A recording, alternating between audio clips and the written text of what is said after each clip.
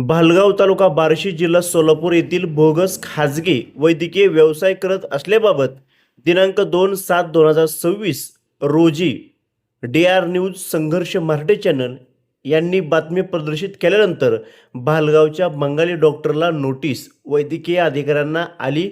उशिरा का होईना जाग. मी डॉक्टर अनिता सुधाकर बांगर, तालुका आरोग्य अधिकारी बार्शी.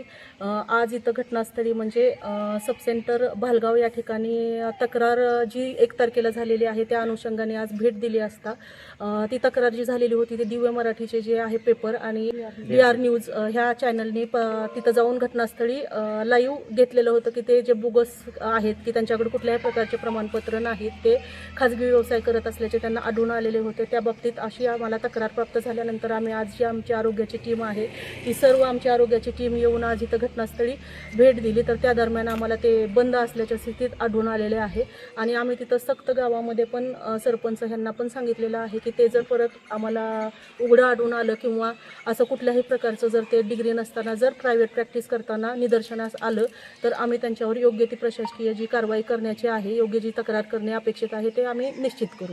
त्यामध्ये कुठल्याही प्रकारचा हलगर्जीपणा किंवा कुठल्याही प्रकारचं झाकाझाकीपणा होणार नाही.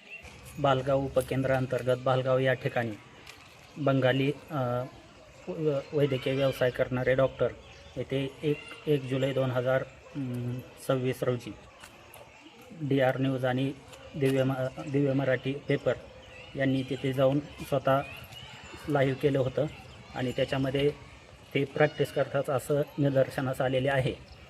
त्या अनुषंगाने मी परवाच दिवशी भेट देऊन त्यांना नोटीस दिलेली आहे आणि आमच्या तालुका आरोग्य अधिकारी डॉक्टर अनिता बांगर मॅडम यांनी आज येथे आमची टीम येऊन तिथं प्रत्यक्ष पाहणी केली असता ते डॉक्टर तिथे दिसून आलेले नाहीत.